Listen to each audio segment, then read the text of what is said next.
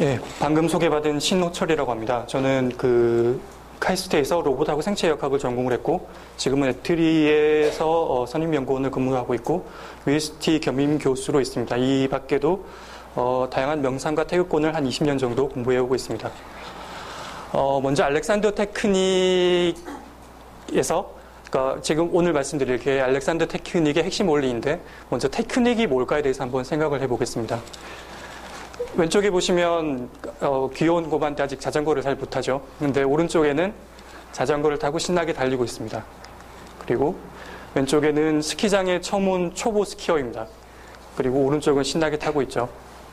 그리고 왼쪽은 수영을 못해서 물속에서 지금 호적거리고 있습니다. 근데 오른쪽에는 신나게 재밌게 수영을 하고 있고요. 보시면 조건도 같고 환경도 동일합니다. 황금으로 만든 자전거를 갖다 준다고 해서 자전거를 못하는 사람이 갑자기 자전거를 탈 수 있는 것도 아니죠.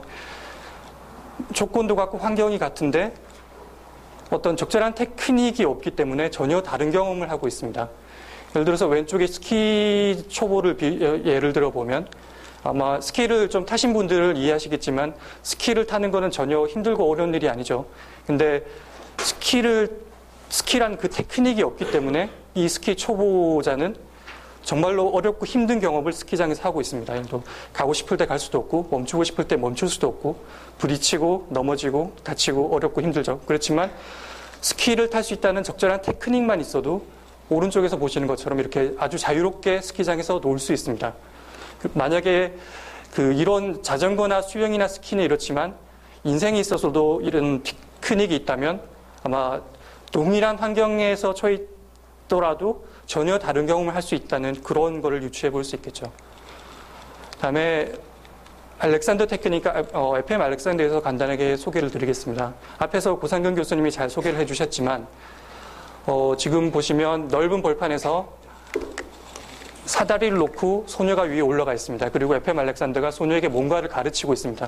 저때 FM 알렉산더가 저 소녀에게 뭘 가르쳤는지는 지금 알 수 있는 방법은 없지만 한번 비교를 해보죠. 지금 저 소녀 때 나이에 있는 우리나라 학생들은 어떤 거를 배우고 있을까요? 그러니까 교실에서 의자에 앉아서 수학 공식이나 영어 단어를 머릿속에 막 집어넣고 있습니다. 그런 교육을 받았던 아이들하고 이런 넓은 장소에서 이런 사다리에 올라가서 뭔가에 대한 교육을 받고 있는 저런 학생들하고 그러니까 삶의 질이 전적으로 달라질 수밖에 없는 거죠. 또 FM 알렉산더가 이렇게 소녀에게 어떻게 앉아있는지에 대한 자세를 가르쳐 주고 계신데, 여기 계신 분들은 다 배우셨겠지만, 저희는 한 20년 동안 학교에서 의자에 앉아서 여러 가지 공부를 배웁니다. 그렇지만 정작 어떻게 의자에 앉아있는 것이 바른 거에 대해서는 한 번도 배운 적이 없습니다. 그러니까 정말 중요한 것은 배우지 못하면서 머릿속에 여러 가지 시험을 잘 치기 위한 그런 지식들만 머릿속에 집어넣고 있는 그런 상태인 거죠. 그리고 어린애들한테 뭐를 설명해 보신 분들은 아마 이해하시겠지만 애들한테 뭐를 설명해 보면 자기가 뭔가를 알고 있는 것에 대한 한계가 명확하게 드러납니다. 근데 이런 어린애들한테 뭔가를 가르칠 수 있다는 것은 정말로 어떤 그 분야에 대해서 깊이 있는 뭔가가 있지 않으면 이런 어린애들한테 뭔가를 가르칠 수는 절대 없습니다. 알렉산더 테크닉은 기본적으로 조화롭고 자유롭고 효율적인 삶을 위한 기술입니다. 근데 말은 참 좋은데 처음엔 너무 막연하죠. 그래서 처음에는 자세와 움직임에서부터 출발합니다. 그래서 이 자세와 움직임에서 알렉산더 테크닉의 원리를 체득하면 이 체득된 원리가 다시 삶 속으로 자연스럽게 발현이 됩니다. 그래서 종국적으로는 삶이 바뀌게 되는 거죠. 알렉산더 테크닉이 단지 바른 자세를 유지하는 자세 교정법이라고 알고 계신 분도 계시지만 그거는 아마 이 단계만 따로 이 과정만 봤기 때문에 아마 그런 표현이 나올 수 있는 거고요.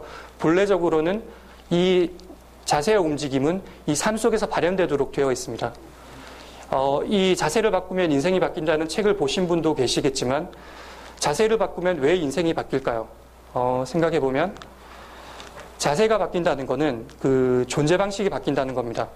이 자세라는 건 단지 어떤 육체적인 어떤 모양에서 그치는 것이 아니고 정신적이든 육체적이든 어떤 자세라는 것은 내가 이 세상에서 어떤 식으로 존재하고 있는가를 함축적으로 나타내주고 있는 겁니다. 그렇기 때문에 자세가 바뀌려면 존재 방식이 바뀌어야 되고 존재 방식이 바뀌면 자세가 바뀝니다. 그러면 당연히 인생도 바뀌겠죠. 제가 계산을 해보면 지표면에서 인체에 작용하는 대기압을 계산해보면 한 15톤 정도 됩니다. 지금 이 순간에 의자에 앉아 계시지만 지금 15톤 정도 되는 덤프트랙 무게가 여러분을 이렇게 찌그러뜨리고 있습니다. 근데 여기 계신 분들 중에서 혹시 이게 너무 저 힘이 너무 무거워서 난 도저히 못 살 것 같다라고 생각하시는 분은 아마 안 계실 겁니다. 왜 그런가 하면 물리법칙이 정확하게 우리를 균형 잡아주고 있습니다. 그러니까 15톤 트럭으로 대기압이 우리를 찌그러뜨리고 있지만 물리법칙이 정확하게 우리를 그 힘에 반해서 정확하게 균형을 잡아주고 있기 때문에 우리는 대기압으로부터 자유롭습니다. 근데 중력에 대해서 한번 생각을 해보면 어떨까요? 중력은 뭐 몸무게가 많이 나가봐야 한 100kg 정도 나가시죠. 그 아까 말씀드렸던 대기압에 비하면 굉장히 작은 힘입니다. 그럼에도 불구하고 우리는 그 존재와 중력으로부터 자유롭다고 말할 수가 있을까요? 여기 보시면 다들 이렇게 중력 때문에 눌려져서 찌그러져 있습니다. 더욱더 심각한 거는 요즘 이렇게 이 사진도 있지만 요즘 이런 스마트폰이나 여러 가지 그 다양한 전자기기들이나 여러 가지 것들 때문에 이런 어린애들조차도 중력에 이렇게 눌려서 찌그러져 가고 있습니다. 예전에는 그래도 나이가 들어서 찌그러지는 상태였지만 지금은 아주 어린 시절부터 이렇게 중력에 눌려서 찌그러져서 이렇게 지내게 된다는 거죠. 만약에 이 나이 때부터 이렇게 지내면 나이가 들어서는 훨씬 더 심각한 문제가 아마 발생을 할 겁니다. 근데 원래 우리는 저렇게 중력에 눌려서 찌그러져서 지내도록 되어 있지 않았습니다. 그러니까 사진에서 보시면 아시겠지만 원래 우리 어린아이들은 중력에 대해서 굉장히 자유로웠습니다. 그런데 뭐 여러 가지 기기들이나 뭐 도구들이나 뭐 여러 가지 문명화 과정을 거치면서 이렇게 자세가 찌그러지게 되었습니다. 그래서 알렉산더 테크닉을 배운다는 것은 원래 우리가 가지고 있던 이런 자연스러운 상태로 회복하는 거죠. 알렉산더 테크닉을 배운다는 것은 새로운 것을 뭔가를 배우는 게 아니고 우리가 이미 가지고 있었던 뭔가를 비우는 과정입니다. 그래서 탈학습이라고 이야기를 하고 한편으로는 우리가 갖고 있던 원래의 본성을 회복하는 과정이라고 말할 수도 있습니다. 이런 알렉산더 테크닉을 배운다는 것은 결국 이런 핵심 원리들을 터득하는 건데 핵심 원리들의 대표적인 것을 꼽아보면 프라이머리 컨트롤이 있고요. 이거는 중추 조절이라고 번역할 수 있습니다. 그리고 디렉션, 이거는 나중에 더 자세히 말씀드리겠습니다. 이거는 방향성과 지시어라고 번역을 할 수 있고요. 다음에 이니비션은 자제하기라고 번역할 수 있습니다. 그리고 그라운딩은 접지, 내려놓기라고 번역할 수 있고 넌두잉은 무의라고 번역할 수 있습니다. 대표적으로 꼽아본 게 5가지고요. 그 밖에도 다른 여러 가지 원리들이 있습니다. 이 원리들은 결국 관찰하고 인지하고 깨어있는 상태에서 발현되는 기능들입니다. 알렉산더 테크닉을 배운다는 것은 결국 이런 핵심 원리들의 실천적이고 경험적인 재발견 과정을 의미하게 됩니다. 첫 번째로 그라운딩에 대해서 설명을 드리겠습니다. 몸과 몸의 모든 부분은 매 순간 몸의 다른 부분들하고 주변 환경들하고 지구하고 상호작용을 하고 있습니다. 예를 들어서 여기 돌이 이렇게 놓여 있는데 이 돌을 몸이라고 가정해 보면 이 돌들은 다른 돌들에 대해서 각각의 돌들은 지구에 대해서 이 돌들이 놓여 있는 이 지면에 대해서 서로 상호작용을 하고 있습니다.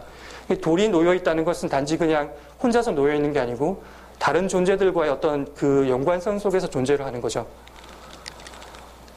결국 지구와 올바르게 상호작용을 하는 것이 가장 중요한데 이 상호작용은 자신을 지구에 온전하게 내려놓는 것에서부터 시작을 해야 됩니다. 그러니까 왼쪽에 보시면 돌이 이렇게 똑같이 돌이 쌓여져 있지만 이거는 돌무더기가 무너져 내려 있죠.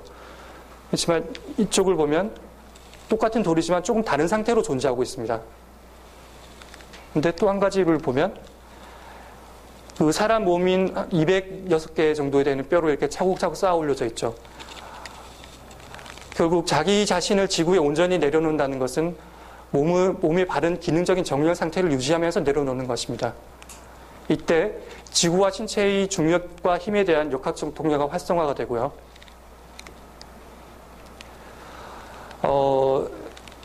그라운딩의 이해를 돕기 위해서 먼저 정리적인 섭취를 한번 생각을 해보죠. 빌딩에 보면 피레침들이 있는 건 다들 아시겠죠. 그리고 모르시는 분도 계시겠지만 집의 콘센트에 보면 이런 접지단자가 있습니다. 이런 접지단자 빌딩의 피레침들은 지면과 정기적으로 연결되어 있습니다. 지면과 정기적으로 연결되면 이런 정기적인 충격이 오더라도 항상 정기적인 평형과 균형 상태에 있을 수가 있게 됩니다. 마찬가지로 우리 인체가 이렇게 있을 때 중력에 대해서 우리 인체가 이렇게 눌려지게 되겠죠. 빌딩에 번개가 치는 거하고 비슷한 상황입니다. 이런 중력이 우리 인체를 짓누르고 있지만 역학적인 통로, 그러니까 이건 정기적인 통로와는 좀 다른 개념이죠. 역학적인 통로가 활성화가 되면 이거를 역학적인 접지 상태라고 부릅니다. 활성화가 되면 우리 몸의 모든 부분은 중력과 힘에 대해서 평형과 균형 상태에 있게 됩니다. 이런 평형과 균형 상태는 자유롭고 효율적인 자세와 움직임의 바탕이 되죠. 왼쪽에 보시면 돌들이 이렇게 나란하게 놓여 있는데 이건 정적인 정렬 균형 상태라고 말할 수 있습니다. 그런데 이런 정적인 정렬과 균형 상태가 항상 정지된 상태에서만 존재하느냐? 그것이 아니고요. 이거 혹시 타보신 분들 계실지 모르겠지만 세그웨이라고 합니다. 그러니까 세그웨이는 어떤 건가 하면 이렇게 막대기를 이렇게 균 잡고 있을 수가 있죠. 이런 것처럼 바퀴를 적당하게 잘 돌려서 이 위에 타고 있는 사람이 그냥 힘들리지 않아도 저절로 얘가 바퀴가 균형을 잡아주도록 바퀴가 잘 움직이고 있습니다. 이게 21세기 최고의 발명품 중에 하나로 꼽혔던 것인데 이것은 왼쪽에 보시는 것과 다르게 동적인 상태로 정렬과 균형을 잡고 있습니다. 근데 이게 사람이 지금 걸어가고 있죠. 근데 이 세그웨이가 21세기 최고의 발명품이라고 이야기됐던 적이 있지만 그것에 비해서 사람은 비교할 수 없을 정도로 초고도의 동적인 정렬 균형 상태를 유지하고 있습니다.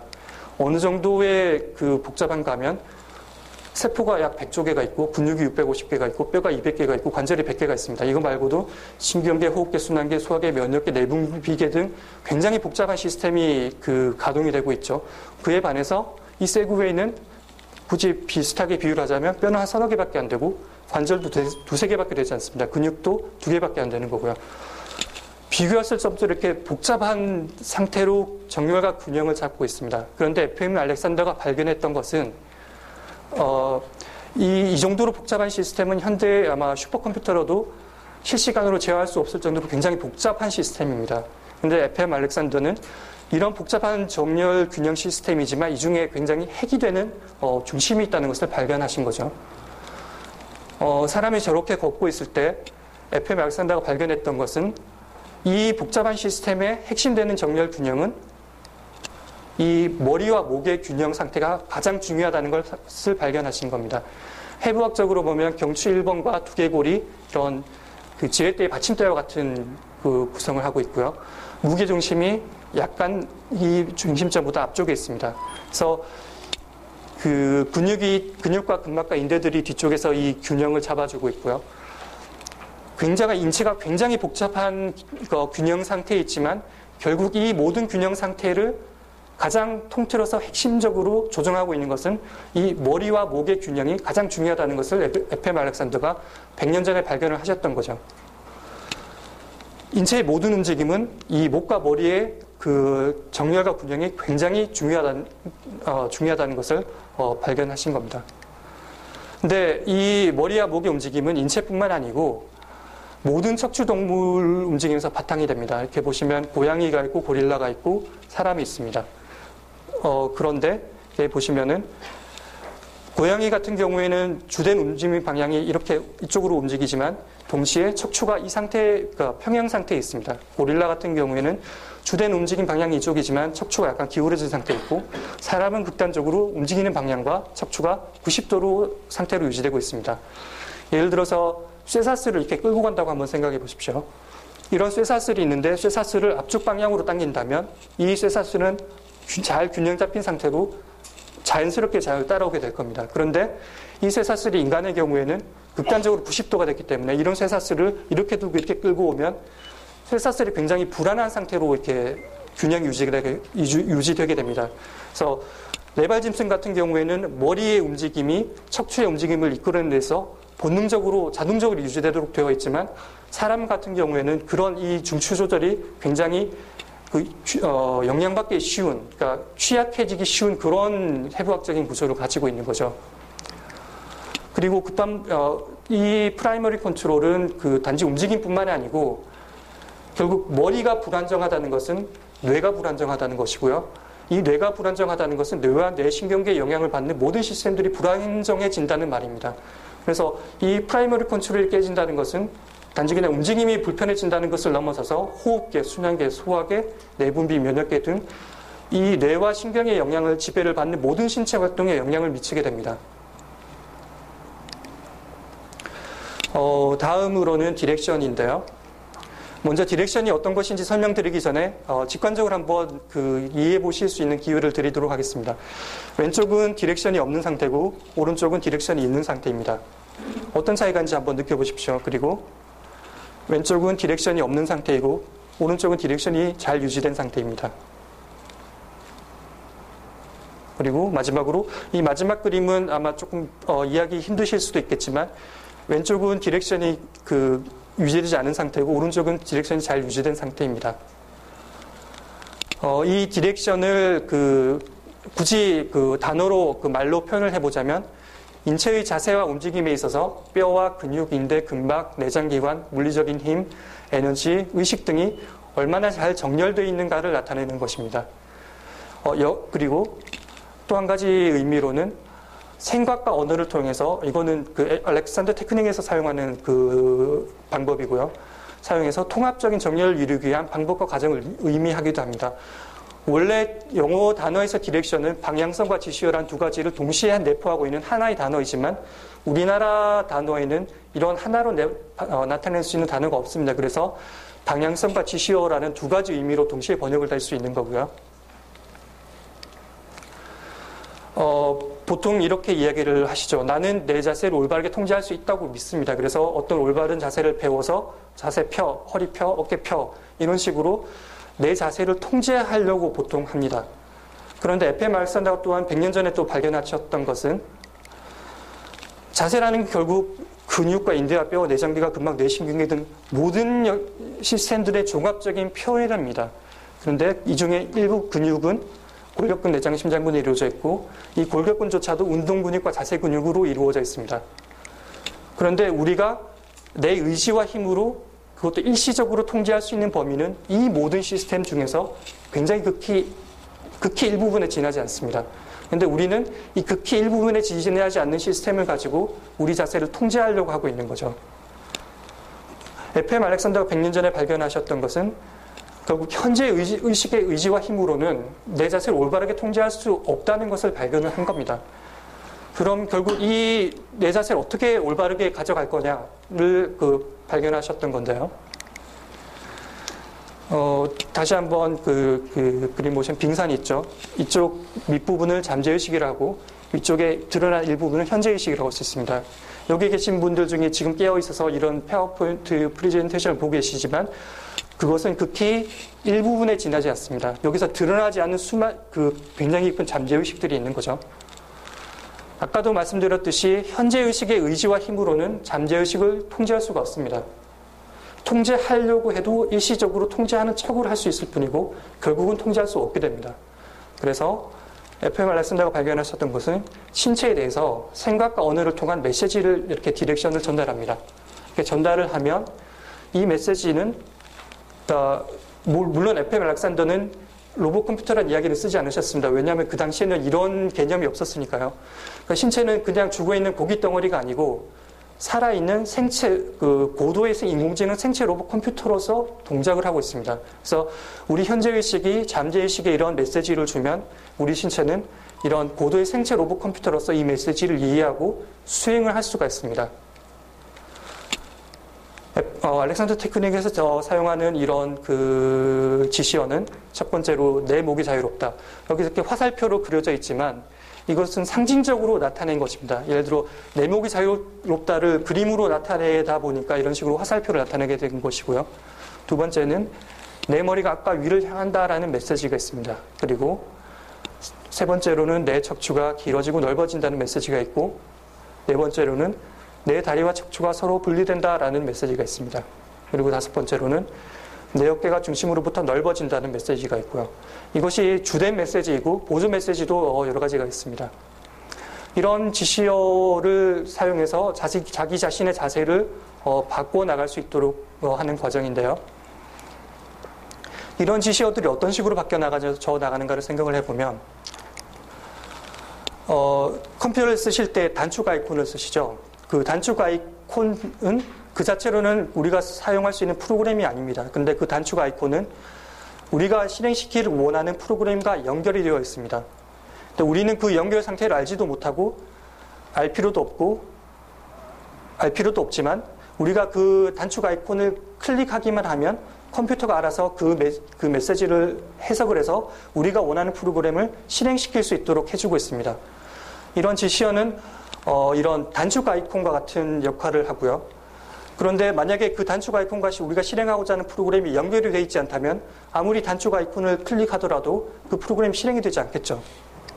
그래서 두 번째 측면은 경험과 이해의 측면이 있습니다. 예를 들어서 어떤 어린애한테 내 기분이 즐겁다라는 것을 가르치고 싶습니다. 그럼 어떻게 가르쳐야 될까요?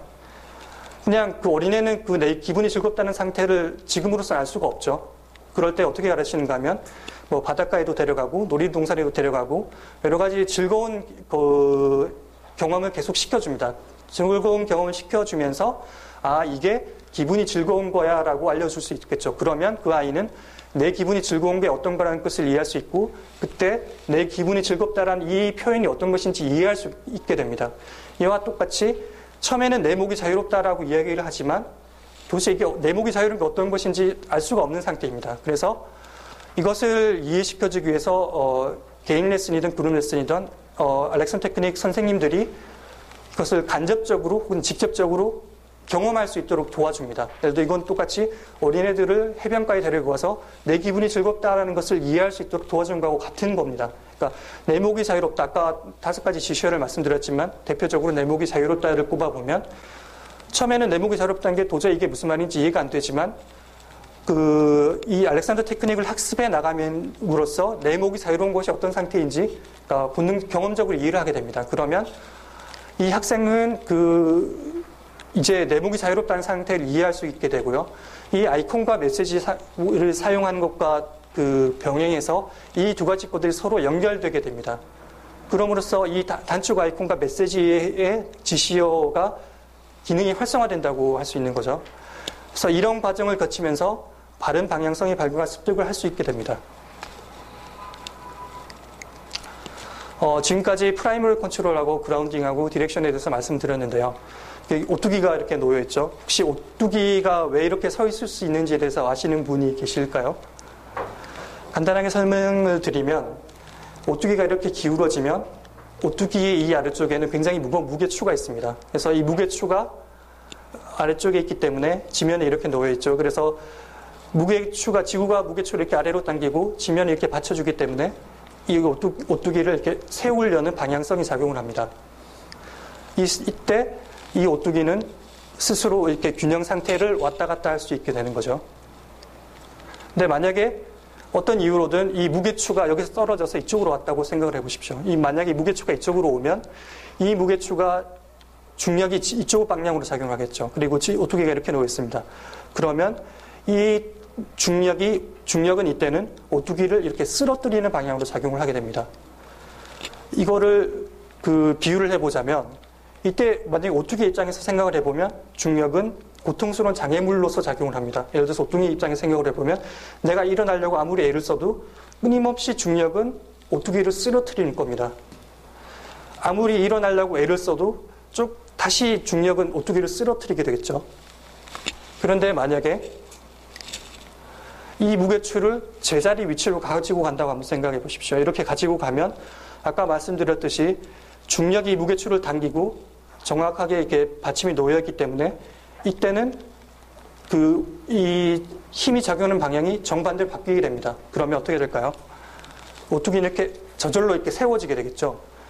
단지 이 무게추가 자기 위치에 가는 것만으로도 중력이 고통스러운 장애물에서부터 아주 유용한 도구로서 저절로 변화하게 됩니다. 이때는 노력을 할 필요 없이 단지 이 무게추가 자기 위치에 있다는 것만으로도 이 중력이 오뚜기를 세워주는 방향으로 이렇게 작용을 하게 되는 겁니다. 이것을 아까 말씀드렸던 원리들을 생각을 해보면 이 무게추를 제자리에 갖고 가는 것을 프라이머리 컨트롤이라고 비유를 할 수가 있고, 이 오뚜기가 지면에 잘 놓여 있는 것을 그라운딩이라고 할 수 있고요. 이때 제자리에 무게추가 놓여 있고 제자리에 잘 놓여 있기만 하면 올바른 방향성은 저절로 생겨나서 우리 몸을 균형 상태로 이끌어가게 됩니다. 결국 아까 지금까지 말씀드렸던 프라이머리 컨트롤과 그라운딩과 이 디렉션은 서로 상호작용을 하면서 인체를 균형 상태로 이끌어가는 역할을 합니다. 머리가 제 위치에 있고 잘 놓여져 있다면 저절로 이러한 방향성들이 생겨나는 것이고요. 또한 이런 방향성들이 발생을 하면 머리를 자기 위치에 가지고 간데 굉장한 도움을 줍니다. 내 목이 자유로워지고 내 머리가 앞과 이유를 향하고 내 척추가 길어지면 머리 위치가 저절로 올바른 상태로 이렇게 회복되게 되는 거죠. 그리고 머리가 올바른 상태로 회복됐을 때만이 잘 내려놔 줄 수 있는 것이고요. 이런 프라이머리 컨트롤과 그라운딩과 디렉션은 서로 상호작용을 하면서 우리 몸을 균형 상태로 이끌어가는, 아까도 오뚜기가 저절로 일어난다고 말씀드렸지만 그러니까 노력을 하지 않아도 우리 몸을 균형 상태로 회복할 수 있게 해주는 그런 역할을 하게 됩니다. 또 한 가지 오뚜기의 예를 한번 들어보겠습니다. 오뚜기가 이렇게 쓰러져 있습니다. 근데 왜 쓰러져 있을까 한번 생각을 해봤더니 이렇게 손가락으로 이렇게 누르고 있는 거죠. 손가락으로 만약에 이렇게 누르고 있으면 아무리 오뚜기가 자기 위치로 되돌아가려고 해도 이 오뚜기는 자기 위치로 돌아갈 수가 없습니다. 이거하고 똑같이 이렇게 보시면 중력에 눌려져 있죠. 우리 몸의 수많은 손가락들이 이렇게 작용하고 있습니다. 오뚜기를 균형을 상태를 깨트리는 것과 똑같은 원리입니다. 우리 몸에는 모든 관절들과 근육들에 이런 손가락들이 작용을 하고 있습니다. 이런 손가락들은 불필요한 관념들, 불필요한 습관들, 불필요한 긴장들입니다. 근데 이런 불필요한 관념과 습관과 긴장을 버리지 않으면 아무리 오뚜기가 제자리 위치로 돌아오려고 하더라도 절대로 제자리 위치로 돌아올 수가 없게 되겠죠. 아인슈타인이 이런 말을 했습니다. 같은 방법을 반복하면서 다른 결과를 기대하는 사람은 정신병자다. 어떻게 보면 당연한 말이지만 우리는 똑같이 이렇게 살면서 어제하고 똑같이 오늘을 살고 오늘하고 똑같이 내일을 살면서 뭔가가 바뀌기를 바랍니다. 그런데 아인슈타인은 그렇게는 안 된다. 같은 방법을 반복을 해서는 다른 결과를 절대로 가져올 수가 없다라고 얘기를 했죠. 만약에 어떤 동물이 이런 올가미 위에 걸려있다고 생각을 해보죠. 그 동물이 너무 고통스러워서 이 올가미를 벗어나려고 발버둥을 친다고 생각을 해보면 그 동물이 발버둥을 치면 칠수록 이 올가미는 그 동물을 더 올가맬 겁니다. 그때 필요한 것은 발버둥을 치는 게 아니고 먼저 멈추는 게 먼저 필요합니다. 멈추지 않으면 이 올가미에서 절대로 벗어날 수가 없는 거죠. 결국 불필요한 습관을 내려놓지 않으면 이런 자연스러운 상태가 발현되지 않습니다. FM 알렉산더가 발견했던 것들 중에 하나이기도 하고 또한 FM 알렉산더가 굉장히 강조하셨던 것들 중에 하나는 알렉산더 테크닉에 대해서 이런 이야기를 하셨습니다. 알렉산더 테크닉은 주어진 자극에 대해서 특정 반응을 자제하는 것이 전부다라고 이야기를 하셨습니다. 그 정도로 이니비션을 굉장히 자제하기를 강조를 하셨었고요. 또 한 가지 어떤 이야기를 하셨는가 하면 이니비션을 하지 않고 있다면 그것은 알렉산더 테크닉을 하는 것이 아니라 다른 무엇인가를 하고 있는 것이다 라고도 이야기를 하셨습니다. 그 정도로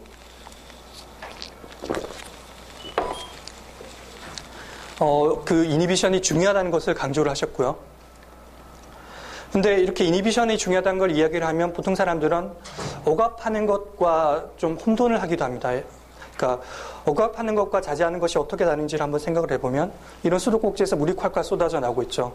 이 물이 쏟아져 나오고 있을 때 이것을 멈추게 하기 위해서 어떻게 해야 될까요? 그러니까 보통 만약에 이렇게 한다면 어떨까요? 그러니까 수도꼭지를 손으로 꽉 잡아서 저 물줄기를 멈추게 하려고 애를 쓴다고 한번 생각을 해보십시오. 그렇게 하면 아마 잠시는 어느 정도 멈출 수도 있을 겁니다. 그런데 정확하게 막을 수도 없고 오랜 기간 막을 수도 없습니다. 당연히. 그러니까 억압한다는 것은 이것하고 비슷하죠. 억압한다는 것은 어떤 두 힘이 충돌하고 있는 상태입니다. 잠재의식에서 어떤 힘이 올라왔을 때 현재의식이 그것을 누르려고 하고 있는 거죠. 그렇지만 자제하기는 만약 이 수도꼭지의 비유를 예를 들어보자면 이 물을 멈추게 하기 위해서 그냥 펌프를 꺼버리는 겁니다. 그러니까 똑같이 물이 멈춘다는 그런 결과는 비슷하지만 이 수도꼭지를 손으로 잡아서 멈추게 하는 것과는 질적으로 완전히 다른 것을 의미합니다. 그러니까 자제를 한다는 것은 이렇게 수도꼭지를 손으로 막는 것이 아니고 이런 수돗물이 나오게 하는 펌프를 꺼버리는 것하고 비슷하다라고 이 비유를 할 수가 있습니다. 근데 이렇게 비유를 하자면 그냥 간단해 보이지만 사실 이것은 그 오랜 기간의 그 시행착오와 여러 가지 연습을 통해서만 정확하게 습득할 수 있는 이런 과정이기도 합니다. 다음에 다음 원리론 넌두잉이 있는데요. 오뚜기가 이렇게 생각하고 있습니다. 나는 스스로 균형 잡고 있어 라고 생각을 합니다. 근데 이 말이 맞을까요? 틀릴까요? 틀릴까요? 네. 틀리니까 이렇게 써놨겠죠. 근데 생각해 보시면 오뚜기를 균형 잡는 것은 오뚜기가 아니고 중력과 우주의 법칙입니다. 그러니까 오뚜기는 아무것도 하고 있지 않는 거죠. 그러니까 만약에 오뚜기가 나는 내가 균형을 잡고 있어라고 생각을 하고 있다면 이 오뚜기는 뭔가 착각을 하고 있는 거죠. 그러니까 오뚜기를 균형 잡아주는 것은 오뚜기가 아니고 중력인 겁니다. 우주의 법칙인 거고요. 오뚜기는 아무것도 하고 있지 않는 거죠. 한 가지 비유를 들면 시계가 있고 시계추가 이렇게 왔다 갔다 하고 있습니다. 이쪽에 있는 상태를 A라고 하고 이쪽에 있는 상태를 B라고 이렇게 그 기호로 나타내 보자면 이 시계추는 A 상태와 B 상태를 계속 이렇게 반복을 하고 있는 거죠. 이때는 이 시계추는 예측하고 통제할 수 있습니다. 그리고 과거와 미래는 같습니다. 왜냐하면 어제 똑딱이는 방식과 내일 똑딱이는 방식은 완전히 같을 겁니다. 불과 한 20, 30년 전까지만 해도 과학자들은 우주조차도 이런 식으로 움직인다고 생각을 하고 있었습니다. 그런데 최근에 발견한 것들은 여기 보면 심장이 있고요. 뇌가 있고 날씨가 있고 경제적인 어떤 경제 활동이 있습니다.